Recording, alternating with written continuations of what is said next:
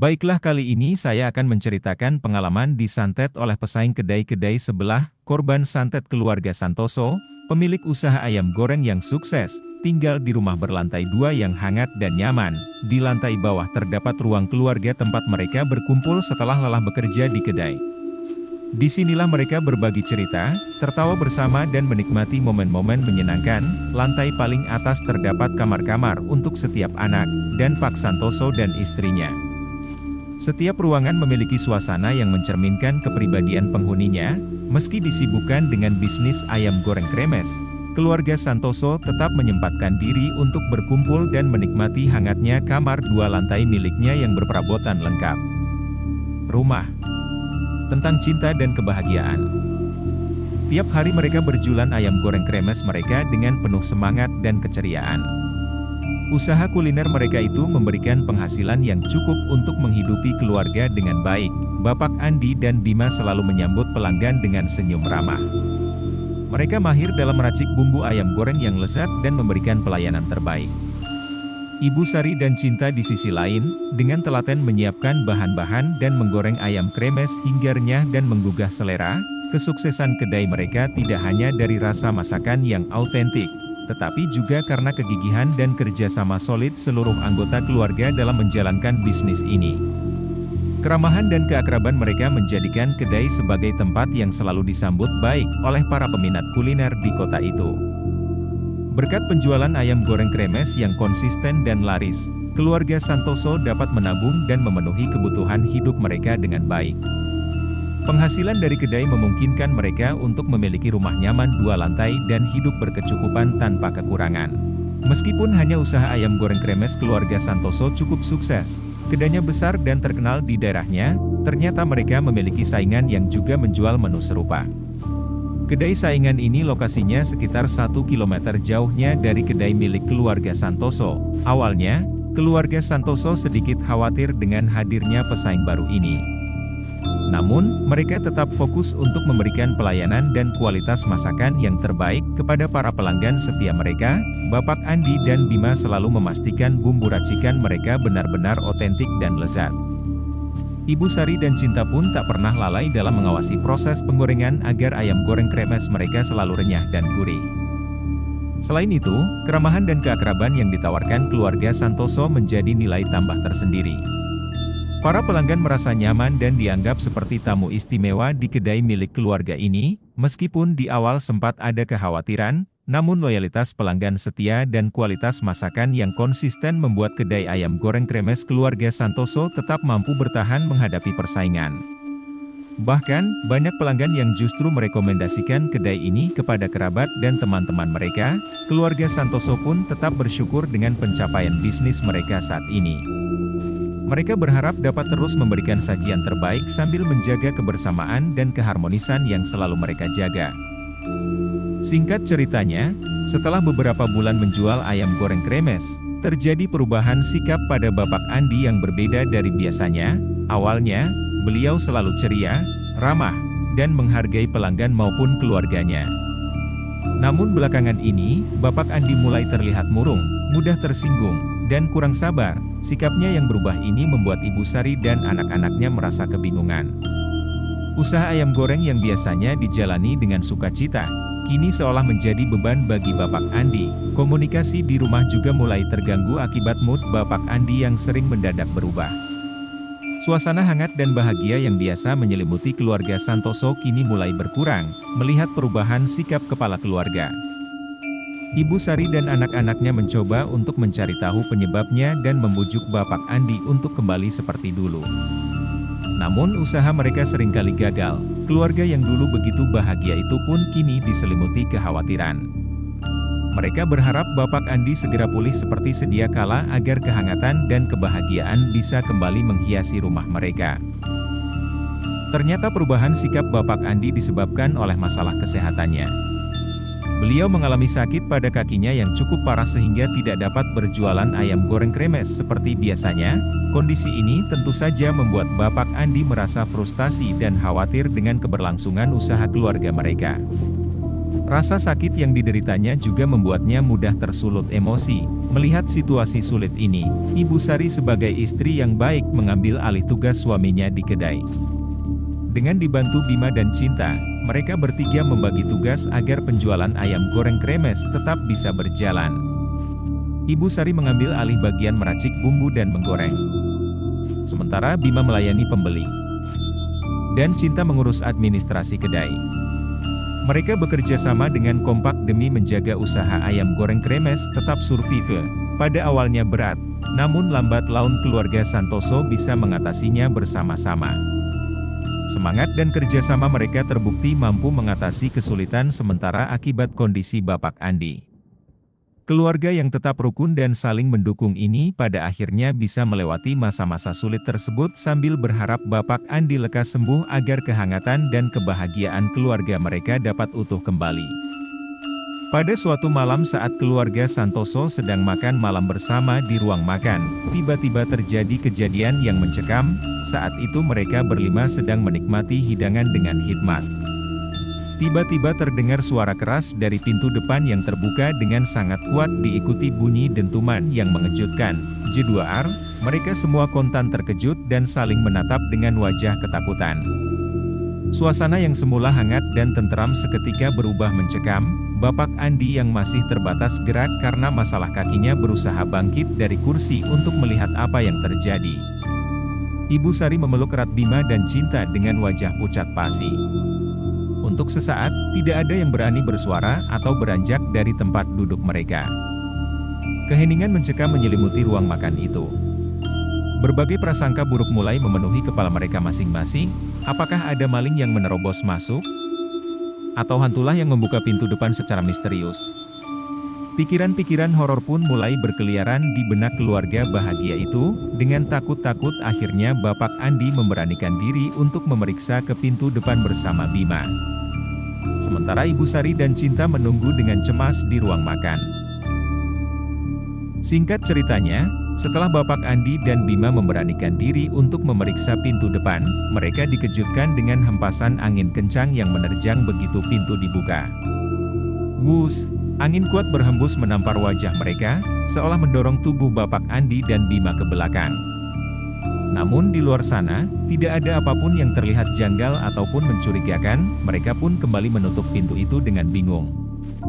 Kejadian aneh barusan benar-benar di luar nalar mereka. Ibu Sari dan Cinta yang masih menunggu di ruang makan pun dibuat was-was. Malam itu, keluarga Santoso tidur dengan perasaan tak tenang dan penuh tanda tanya akan apa yang sebenarnya terjadi. Keesokan paginya, keadaan Bapak Andi malah semakin memburuk. Rasa sakit di kakinya kian menjadi sehingga berjalan pun terasa sangat sulit dilakukan. Bahkan untuk sekedar menggerakkan kaki, beliau meringis kesakitan. Tentu saja ini membuat keluarga semakin cemas. Bagaimana mungkin Bapak Andi bisa membantu di kedai ayam goreng dalam kondisi seperti itu? Ibu Sari dan anak-anaknya pun berusaha lebih keras lagi untuk mengambil alih pekerjaan supaya usaha mereka tetap berjalan. Kejadian aneh semalam juga masih mengganjal di benak mereka. Apakah ini pertanda buruk ataukah hanya kebetulan semata? Keluarga Santoso berharap kondisi akan segera membaik agar kehidupan mereka dapat kembali normal. Setelah mengalami penurunan pengunjung di kedai ayam goreng dan kejadian aneh pintu depan terbuka sendiri, keluarga ini pun memutuskan untuk beristirahat sejenak di rumah.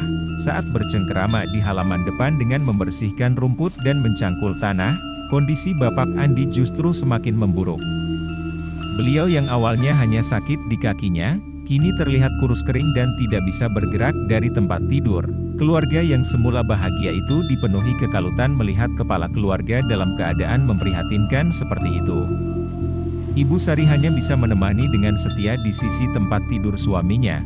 Sementara Bima dan Cinta membantu mencangkuli halaman, tangan Bima tiba-tiba menyentuh sesuatu yang tidak lazim tertanam di dalam tanah.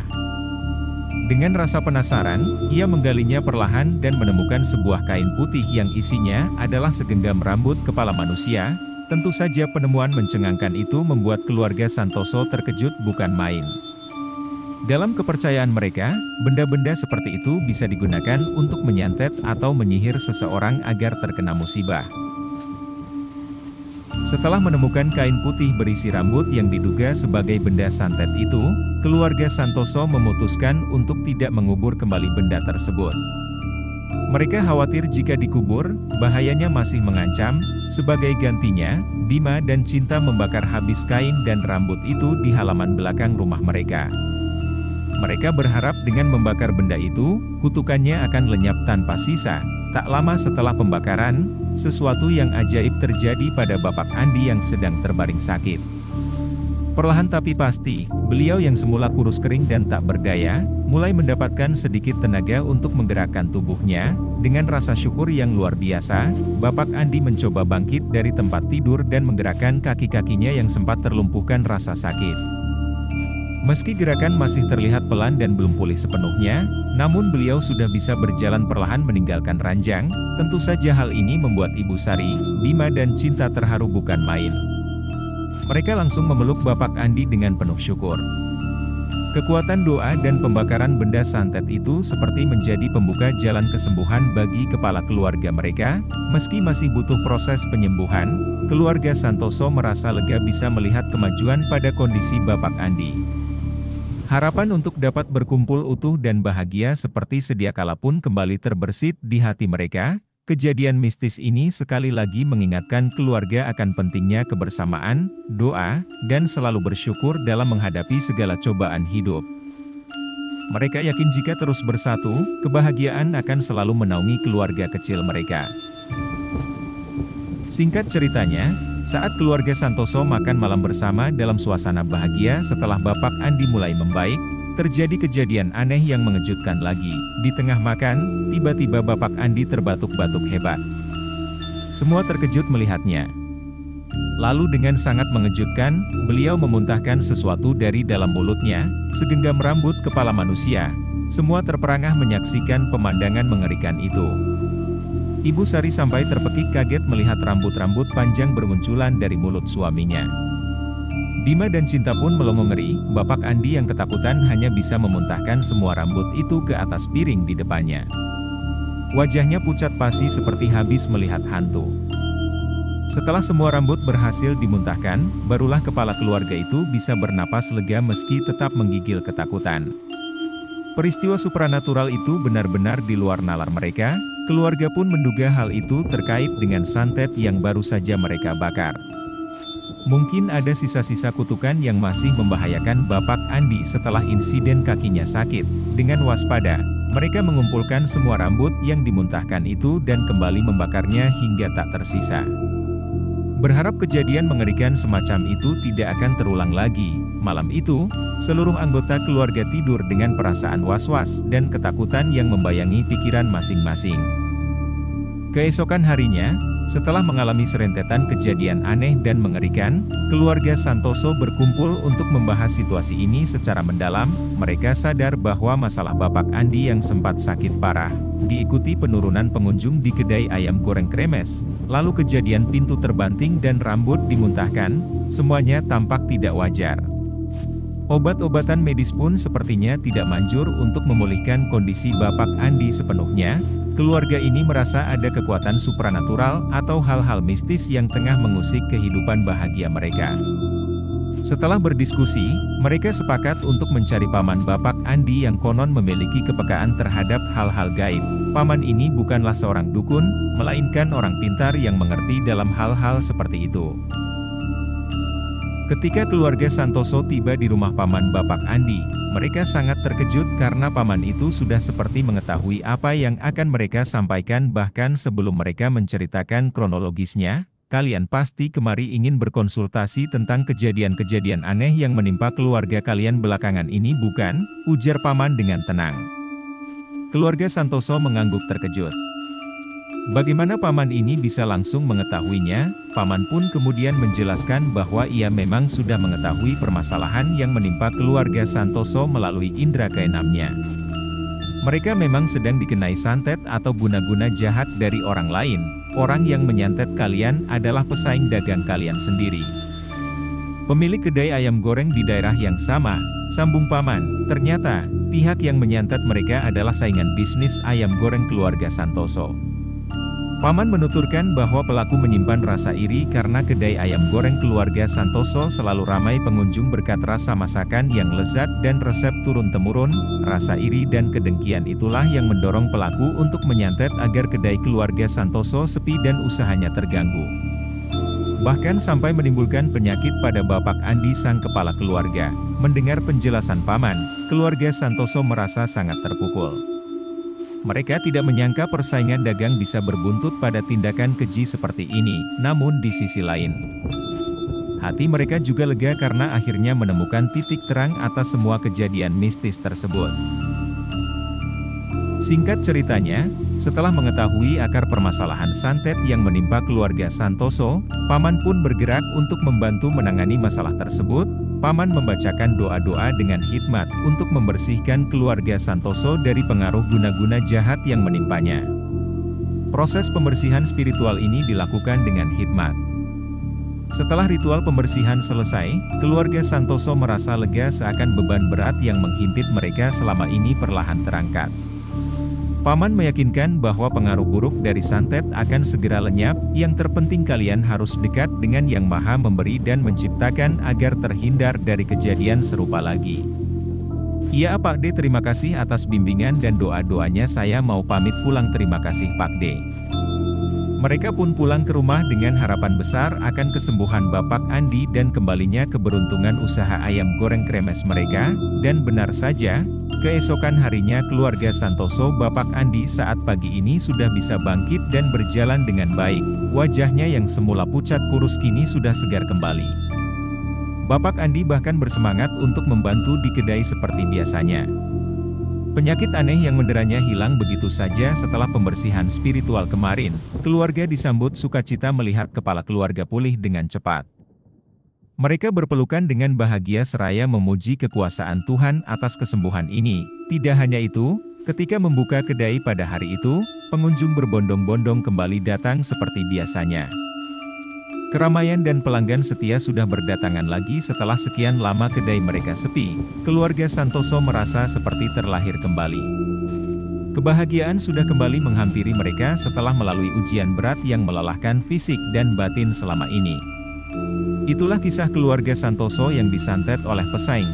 Ambillah sisi baiknya, buang sisi buruknya. Tamat.